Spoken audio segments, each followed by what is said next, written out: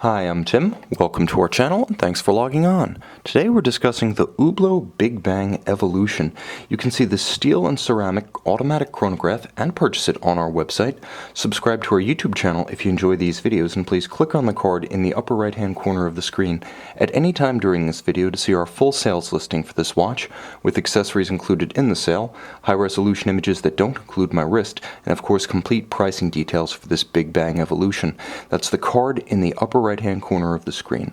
Now on my wrist, 6 1/3 inches, 16 centimeters in circumference, you can see the child of 2009 represented one of the first major revisions of the 2005 Big Bang design that came to define Hublot in the modern era.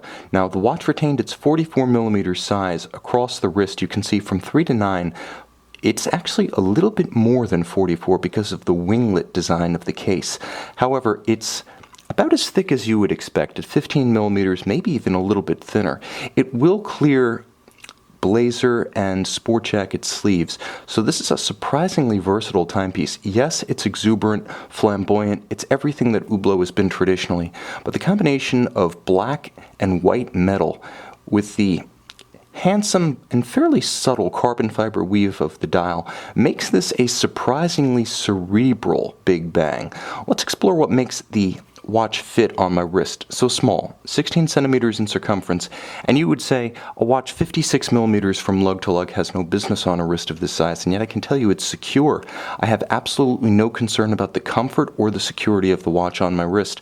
So though it is large, effectively wearing more like a 47, 48 on the wrist, I could say that down to 15 centimeters in circumference, you're going to wear this watch with style and security. But you do have to be into the style, and Hublot is deliberately polarizing. They're perfectly happy being the love-hate brand because those who love simply adore. And one of the reasons is the wonderful Hublot rubber strap. Through the ages, since the very first one in 1980, these have been among the best in the industry. Sturdy, nicely molded, and very comfortable. You can see this one, all in natural vulcanized rubber, terminates in an Hublot twin trigger single fold deployant clasp. Now the twin triggers ensure that it's a substantial piece with nice weight to counterweight the watch head. Twin triggers so it can't simply pop open, it's not friction fit, H-pattern swing arm underneath, and a minderless system, so excess strap length is actually tucked under the body of the clasp, so when it's closed it's very clean and there's no need for minder loops on the strap.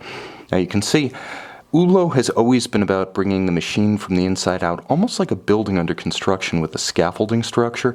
It's highly layered. It's almost an exoskeleton. You can see the case back, you can see the case top and the lug tops, you can see the resin inserts and the gasket of the bezel, and of course the bezel itself, knurled with a sort of hobnail pattern on its sides, satin finished on its top with the contrast of the titanium H-pattern polished Hublot bezel bolts within that satin finished bezel top. Now of course the same satin finish is applied to the case as I mentioned earlier. This is a surprisingly subtle Hublot, and the subdued use of brushed steel rather than high polished adds to the versatility of this watch, especially on a larger wrist that can wear it in the same sense as you might wear a 40mm on a conventional wrist.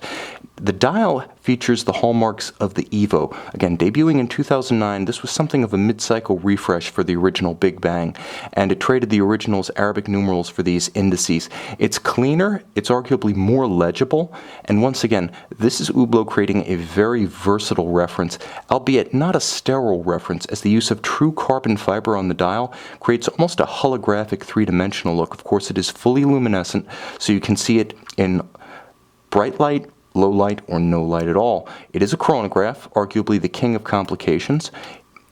Fundamentally, it's a Valjoux 7750 architecture, though this specific example, doing business as the Hublot caliber HUB4100, is actually a 27-joule 44-hour power reserve Concepto caliber 2000. Technically, it's known as a Concepto C2000, which is why you may have noticed it features a regulator using conventional regulating pins rather than Edelkrone. Small detail changes. Fundamentally, it's the same tank-tough tractor movement, and it's one of the better 7750 variants going today. Now, the watch also features stop seconds, so when you pull the crown, you stop the balance, and you can synchronize to a reference time precisely. And there is a quick set system, so you can rapidly cycle the date should the watch run down or encounter an irregular length month. A fine watch for summer. With a push-down crown, nevertheless, it achieves an impressive 100 meters of water resistance. So this one's ready for sitting atop the deck of your yacht, perhaps on the sand on the beach, or taking the plunge from either. You can see this timepiece and purchase it on our website.